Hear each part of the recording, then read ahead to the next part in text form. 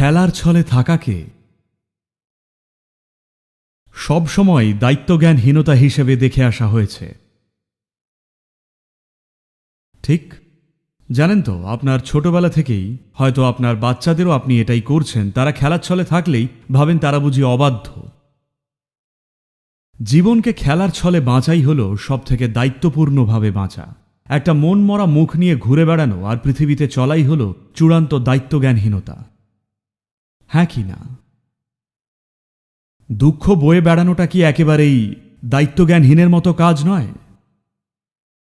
হ্যাঁ, এটাই সবচেয়ে দায়িত্বজ্ঞানহীন কাজ যা করতে পারেন। খেলার ছলে থাকলে সেটা দায়িত্বজ্ঞানহীনতা নয়। খেলার ছলে থাকলেই জীবনের প্রতি সবচেয়ে ভালো সাড়া দেন, ফলে জীবন্ত ও দায়িত্বশীল হয়ে ওঠেন। একমাত্র খেলার ছলে থাকলেই সেটা পারেন।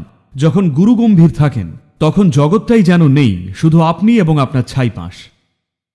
ঠিক যখন আপনি গম্ভীর বা সিরিয়াস তখন শুধুই আপনি আর আপনার ননসেন্স। জগৎ আর অন্যান্য জীবনের অস্তিত্বই নেই আপনার কাছে। একমাত্র খেলার ছলে থাকলেই আপনি সবকিছুতে মনোযোগ দিতে পারেন, প্রকৃতই জগতের সবকিছুর প্রতি সাড়া দিতে পারেন। একমাত্র খেলার ছলে থাকলেই, নচেত পারবেন না। শুধু গম্ভীর হওয়ার চাপই আপনাকে মেরে ফেলবে। তো খেলার ছলে থাকা কোনো দর্শন নয় যা আপনাকে তৈরি করতে হবে। আমি খেলার ছলে থাকবো, আমি খেলার ছলে থাকবো না। বিজ্ঞান আপনাকে বলছে গোটা ব্রহ্মাণ্ডটাই শক্তির বা এনার্জির একটা নাচ। দেখে মনে হয় যে শক্তিগুলো এই অস্তিত্বকে তৈরি করেছে আর তারা সবসময় খেলার ছলে। এই সংস্কৃতিতে চিরকাল সৃষ্টিকে বর্ণনা করা হয়েছে ভগবানের লীলা বলে। যখন তারা বলতেন ভগবানের লীলা, তখন চিন্তাশীল অনেকেই ভাবলেন, ও মূর্খটা আমার জীবন নিয়ে খেলছে, তাই বুঝি এত দুঃখ। সৃষ্টির শক্তিগুলো প্রতিনিয়তই খেলছে। তারা খেলা থামালেই আপনি শেষ। ঠিক এইসব মৌলিক শক্তিগুলো যা স্বয়ং এই দেহের মধ্যেও রয়েছে, তারা যেন সব সময় খেলা চালু রাখে। শুধু তবেই সবকিছু ঠিক থাকে। খেলা বন্ধ করলে বা তারা আর খেলতে না চাইলে আপনি শেষ, খেলা শেষ।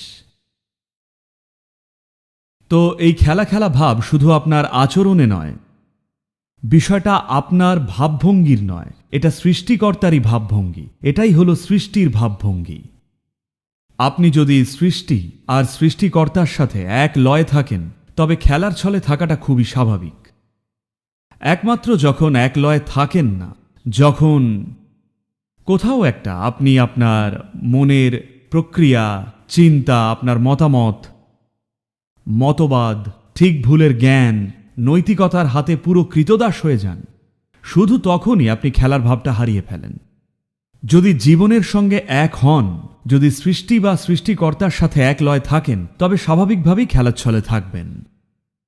আপনি আরো বড় জগৎটাকে উপেক্ষা করা শুরু করেছেন আর নিজের ছোট জগৎটার সাথে অতিরিক্ত জড়িয়ে পড়েছেন, যেটা এখানে হচ্ছে। সেই জন্যে খেলার ছলে থাকার ভাবটা নেই। আপনি বৃহত্তর জগতের সঙ্গে একলয় থাকলে এটাই একমাত্র হবে, আপনি খেলার ছলেই থাকবেন। একমাত্র কেউ খেলার ছলে থাকলেই বিশ্বের সমস্যাগুলোর সঙ্গে লড়তে পারে, তার দ্বারা প্রভাবিত না হয়ে নিজের সেরাটা দিতে পারে। সে খেলার ছলে থাকতে না জানলে ওই সমস্যাগুলোই তাকে কুঁড়ে কুঁড়ে খাবে। বিশ্বের সমস্যাগুলো সরল নয়। নিজের মধ্যে যথেষ্ট খেলার আনন্দ ছাড়াই যদি সেগুলোর সঙ্গে লড়তে যান, জেনে রাখুন কখনোই সমস্যাটা মেটাতে পারবেন না, বরং আপনাকেই সমস্যাটা পুরো গিলে খাবে। আর এটাই ঘটবে। কত শত মানুষকে এটা গিলে খেয়েছে, তাই না? ভালো মনের কত অগুন্তি মানুষকে সে কি গিলে খায়নি? গিলে কি খায়নি বিশ্বের সমস্যাগুলো? চলতি পরিস্থিতিগুলো অগুন্তি সংখ্যক ভালো মনের মানুষগুলোকেও একেবারে নিঃস্ব করে দিয়েছে। আপনি শুধু খেলার ছলে থাকলেই সেগুলো সামলাতে পারেন, তা না হলে সবকিছুই সমস্যা তৈরি করবে। যে কাজই করুন তাতেই দিনে মাত্র কয়েক ঘন্টা খেলা খেলা মজার ভাবটা বজায় রাখতে পারলে দেখবেন এমনকি আপনার স্থূল দেহটাও আরো ভালো কাজ করতে শুরু করবে। আপনার ঘুমের প্রয়োজনীয়তা কমে আসবে। আর ধ্যানও এক স্বাভাবিক প্রক্রিয়া হয়ে যায় যে খেলার ছলে থাকে তার কাছে। কারণ যখন খেলার ছলে থাকেন তখন আপনি যে কাজ করছেন তার সাথে জড়িয়ে পড়েন না। যখন সেটার সাথে জড়িয়ে পড়বেন না তখন কিন্তু আর কর্ম সঞ্চয় করছেন না, আপনি যোগ করছেন। জীবনযাপনের প্রক্রিয়াটা বেঁধে ফেলছে না, বরং জীবনযাপনের প্রক্রিয়াটা মুক্তিদায়ী হয়ে উঠেছে। তাই আপনি আর কর্ম করছেন না, করছেন যোগ আপনার করা কাজের মাধ্যমেই। যখন এইভাবে সারাদিন ধরে যোগ করেন তখন সব কিছু আরো ভালো হয়ে উঠতে বাধ্য কিনা। নতুন কেউ যে এখনো সিদ্ধ নয় তার জন্যে কাজকর্ম গুরুত্বপূর্ণ। আর কাজকে খেলার বা মজার না করলে কাজ প্রাণঘাতী। সব সময় যায় আসে না কাজটা কি ধরনের। অনেক রকমের পথ আছে কোনো পরিস্থিতিকে পেরোনোর, বুঝলেন। মহাভারত এ ব্যাপারে একটা অসাধারণ স্টেটমেন্ট যে কত রকমভাবে একই পরিস্থিতির মধ্যে দিয়ে আলাদা আলাদা মানুষ যেতে পারেন। প্রায় সব কিছুই যার মধ্যে দিয়ে কৃষ্ণ যাচ্ছেন ছোট মাত্রায় তার চারপাশের লোকজনেরাও সেটার মধ্যে দিয়ে যাচ্ছেন। কিভাবে তারা যায় আর কিভাবে তিনি যান, আলাদা রকমের মানুষ কিভাবে এর মধ্যে দিয়ে যায়, সে একই পরিস্থিতি, কিন্তু মহাভারত সেটার একটা অসাধারণ প্রমাণপত্র। কিভাবে বিভিন্ন স্তরের সচেতনতার বিভিন্ন ধরনের মানুষ থাকেন আর সেই একই পরিস্থিতির মধ্যে দিয়ে যান। যখন সমস্যা আসে, যখন ভ্রমণ করছেন বা অফিসে কোনো সমস্যা হলে যদি 10 জন থাকে, এই 10 জন এই ছোট্ট নতুন সমস্যাটাকে কত রকমভাবে অনুভব করবে। একজন পাগল হয়ে ওঠে নিজের চুল ছিঁড়বে, আরেকজন অন্য কারোর উপর ঝাঁপিয়ে পড়বে, আরেকজন নিজের কপাল চাপড়াবে, আরেকজন দেখছে যে সে কি করতে পারে। দেখেছেন কি এমনটা হতে? পরিস্থিতি কিন্তু সেই একই। তো মূলত মহাভারত ঠিক এটাই, যে সব ধরনের লোকই আছেন।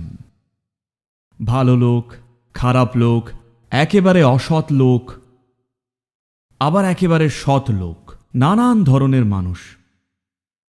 লক্ষ্য করলে দেখবেন কোনো সমাজে যত রকমের মানুষ আপনি পেতে পারেন তারা সবাই রয়েছেন মহাভারতে। সব ধরনের লোক, লোভী লোক, একেবারে স্বার্থহীন লোক, ভীত লোক, সাহসী লোক, বীর যোদ্ধা, কাপুরুষ, প্রত্যেকটা ধরন সেখানে আছে। আর তারা সবাই একটা তীব্র ঝামেলা নাটকের মধ্যে দিয়ে যাচ্ছেন। আর যদি প্রত্যেকের অভিজ্ঞতা দেখেন সেটা খুবই আলাদা, আর যেভাবে কৃষ্ণ সেটাকে সামলায় সেটা একদম আলাদা, আর আখেরে তিনি কোথায় পৌঁছন সেটাও আলাদা। এই গোটা নাটকে কৃষ্ণই সব থেকে বেশি ঝামেলার মধ্যে দিয়ে যাচ্ছেন, কিন্তু অক্ষত। কারণ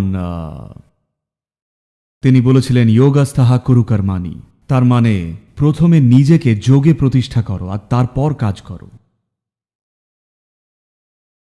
নিজেকে যোগে যথেষ্ট প্রতিষ্ঠিত না করেই যদি কাজ করতে যান তাহলে আপনার কাজ একটা বড় বাঁধন হয়ে দাঁড়াবে। যায় আসে না কি করছেন। সহজ ভাষায় বললে যা মানুষ জীবনে করবে বলে ভাবে, হাজার হোক বেশিরভাগ মানুষের জন্য বিশ্বের 95% লোকই তারা শুধু যা চেয়েছে তা হল নিজেদের জীবিকার জন্যে কিছু আয় করা, জন্ম দেওয়া, বাচ্চা মানুষ করা, ব্যাস এটাই। শুধু এই ছোট্ট নাটকটা যেটা তারা নিজেরাই বেছেছেন, তারাই এটা চেয়েছিলেন। একটা ছোট্ট ব্যবসা বা চাকরি, একটা বাড়ি, স্ত্রী, সন্তান, স্বামী, ব্যাস এটাই। এটুকু সামলাতেই কি না হয়। অনেকেই পাগল হয়ে গিয়ে পাগলা গারদে গিয়ে পৌঁছন শুধু এই সরল কাজগুলো করেই, তাই নয় কি? ঠিক কিনা?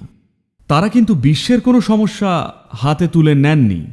তারা ধর্মরক্ষক হতে চান না। যে বিশ্বে ধর্ম প্রতিষ্ঠা করতে চায় তেমন কোনো বড় গুরুদায়িত্ব তারা নেয়নি। শুধু জীবিকা অর্জন, টিকে থাকা, বংশবৃদ্ধি আর মারা যাওয়া, যা পৃথিবীর সব জীবই করে থাকে। দেখুন তাতেই মানুষের কি হালটাই না হচ্ছে। কতজন লোক একেবারেই পাগল হয়ে যাচ্ছে, কতজন ইতিমধ্যেই অর্ধেক পাগল হয়ে গেছে। হ্যাঁ, প্রচুর লোক, তাই নয় কি? সবাই অস্বাভাবিক রকম বিধ্বস্ত হয়ে পড়ছেন সরল জীবনের একটা প্রক্রিয়ায়। এটার এমন হওয়ার কথা নয়, কিন্তু দুর্ভাগ্যবশত অনেকের জন্যেই এটা সেই দিকেই এগোচ্ছে, কারণ শুধুই খেলাচ্ছলের ভাবটা নেই তাদের এই জীবনটা বাঁচায়। তাদের জীবনযাপনে কোনো খেলা বা মজার ভাব নেই, তারা অত্যাধিকভাবে সিরিয়াস বা গুরুগম্ভীর। এখন এই দুটো জিনিসকে স্ববিরোধী দেখায়। একটা স্তরে বলছি ভক্তি আর প্যাশনের তীব্রতা নিয়ে, অন্যদিকে আবার খেলার ছলে থাকা, এটাই আসল ব্যাপার। এটা প্যাশন হলে আপনি অবশ্যই তার সঙ্গে জ্বলুন, আর আপনার যদি উৎসাহ না থাকে তাহলে জানবেনই না এটা কি, শুধুই কষ্ট পাবেন। আপনি এর কল্যাণ বা উপকারিতাটা জানবেনই না। আপনাকে সত্যিই জ্বলতে হবে, তা না হলে একেবারেই জানবেন না এটা কি। যদি ভক্তির পথে চলতে চান, আবার নিজেকে বাঁচাতেও চান, তাহলে হবে না। ভক্তির উদ্দেশ্য, প্যাশন বা আবেগের পথকে বাছার উদ্দেশ্যটা হল যা কিছু আপনি, সেটা আপনি পুড়িয়ে ফেলতে চান, যাতে শুধু আপনার প্যাশনের বিষয়টা বা ভক্তির বিষয়টাই আপনার মধ্যে থাকে। যাকে আপনি আমি বা নিজে বলেন, তা এই সহজ প্রক্রিয়াতে পুড়ে ছাই হয়ে যায়।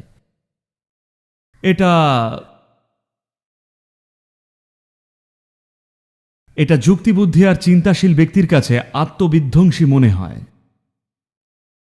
কিন্তু যদি না সীমিতকে জ্বালিয়ে ফেলতে ইচ্ছুক হন, তাহলে অন্য সম্ভাবনাটা কখনোই আপনার মধ্যে জাগবে না। যদি সত্যিই অন্য সম্ভাবনাটাকে আপনাকে ছুঁতে হয়, আপনাকে সত্যিই জ্বলে উঠতে হবে।